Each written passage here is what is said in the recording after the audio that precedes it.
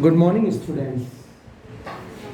आज हम unit number 3 धारा के चुंबकीय प्रभाव में किसी ऋजुरेखीय धारावाहिक चालक के लिए चुंबकीय क्षेत्र की तीव्रता ज्ञात करेंगे। इसके लिए हमने एक धारावाहिक चालक ले लिया जिसमें कैपिटल आई धारा प्रवाहित हो रही है और उस धारावाहिक चालक से डी दूरी पर कोई बिंदु P ले लिया जहां चुंबकीय क्षेत्र की तीव्रता ज्ञात हुई है। लेकिन बच्चों, चुंबकीय क्षेत्र की तीव्रता के लिए धारावाहिक अल्पांश का होना बहुत जरूरी है। तो हमने क्या किया, एक धारावाहिक अल्पांश AB ले लिया जिसकी लंबाई dl ली। AB से उस P बिंदु की दूरी r ले ली जहां चुंबकीय क्षेत्र की तीव्रता ज्ञात करना है। यहाँ एक लंब बना दिया, इस कोण को d अल्फा और इसको अल्फा ले लिया। हम जानते हैं किसी धारावाही अल्पांश के लिए चुंबकीय क्षेत्र की तीव्रता जिस नियम से आती है उस नियम को बायो-सेवर्ट का नियम कहते हैं और बायो-सेवर्ट के नियम से उस धारावाही अल्पांश के लिए चुंबकीय क्षेत्र की तीव्रता μ0/4 पाई I dl sin theta upon r square I dl sin theta upon r square सब कुछ है। सबसे पहले मैंने एक लंब डाला AC BP पर जिससे मुझे साइन थीटा का मान मिल जाए और साइन थीटा बराबर होता है लंब बटे कर्ण। लंब का मान हो गया AC और कर्ण का मान हो गया dl। तो AC अपॉन dl, तो सिंपल सी बात है इस साइन थीटा का मान मैंने यहाँ रख दिया तो समीकरण नंबर 2 प्राप्त हो गया। अब समस्या बन गया AC। मैंने कहा था बारी बारी से इस कोण को हल करो, फिर इस कोण को हल करो, फिर इस कोण को हल करो, तो फाइनली आपके पास धारावाही अल्पांश के लिए चुंबकीय क्षेत्र की तीव्रता उस स्थिति में आ जाएगी कि इसका समाकलन करके हम पूरे चालक के लिए चुंबकीय क्षेत्र की तीव्रता ज्ञात कर सकते हैं। पहले साइन थीटा, अब कोण निकालो डी अल्फा। डी अल्फा एक कोण है और कोण बराबर होता है चाप बटे त्रिज्या।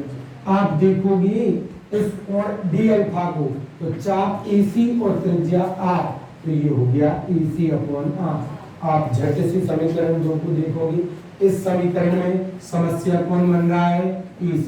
तो एक काम करो, यहाँ से AC का मान निकालो और r d अल्फा को आप यहाँ पर रख दो। तो dv equals to μ0 upon 4 pi I dl AC मतलब r d alpha upon r square.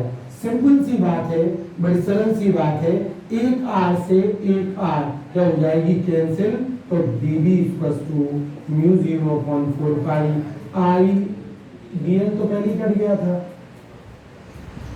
dl से dl कट गया था। तो सिंपल सी बात है, ये जो समीकरण बचा था μ0 upon 4 pi I AC upon r square, समीकरण number 2 I AC upon r square. AC का मान आपने r d अल्फा रख दिया, यस और नो, r से r कैंसिल हो गया, तो यहाँ पे क्या बचा I d अल्फा, समीकरण नंबर 3। मैंने आपसे कहा था पहले इसको सॉल्व किया, फिर इसको सॉल्व किया, अब बचा कौन अल्फा, कोस अल्फा आधार बटे कर्ण। तो आधार बटे कर्ण जी है ना, आधार बटे कर्ण, आधार कितना है d, कर्ण कितना है r, तो cos अल्फा बराबर, और तुम्हें किसका मान चाहिए 1/r का, 1/r का इधर से निकाल लो, 1/r का मान जाएगा cos अल्फा अपॉन d। इस 1/r का मान समीकरण नंबर 3 में रख दो।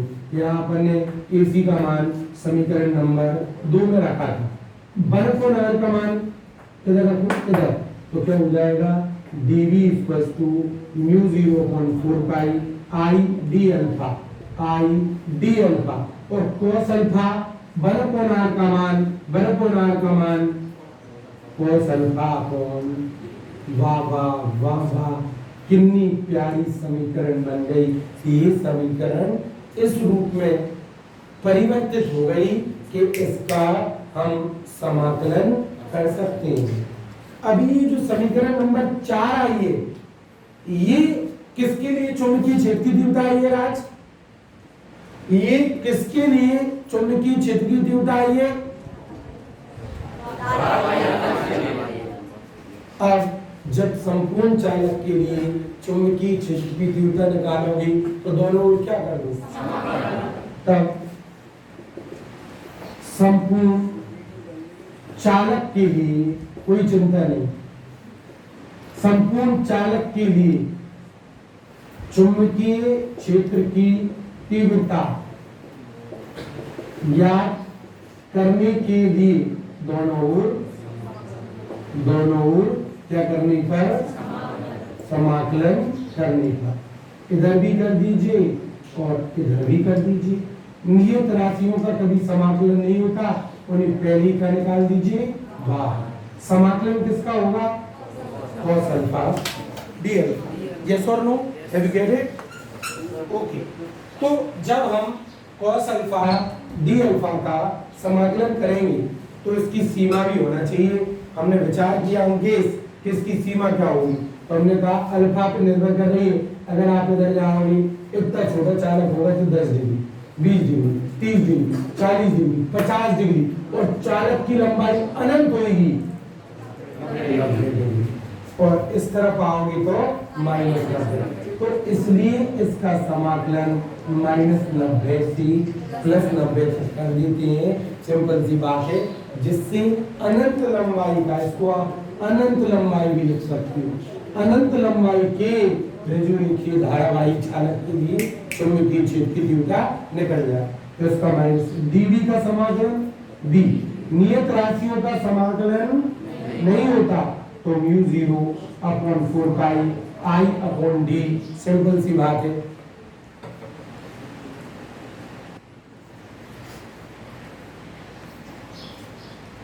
जब समाकलन करोगी तो cos अल्फा का हो जाएगा sin अल्फा और d अल्फा आ जाएगा।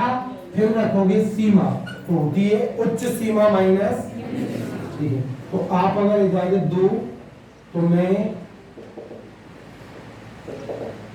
इधर कर दूं, चालक को तरह छोटा कर दूं। उच्च सीमा रखोगे, ये पेज 4, पेज 1, पेज 2, पेज 3 और the final one is page 4। दोबारा कर रहे हैं डेरिवेशन, तो आपको समझ में भी आ रही होगी।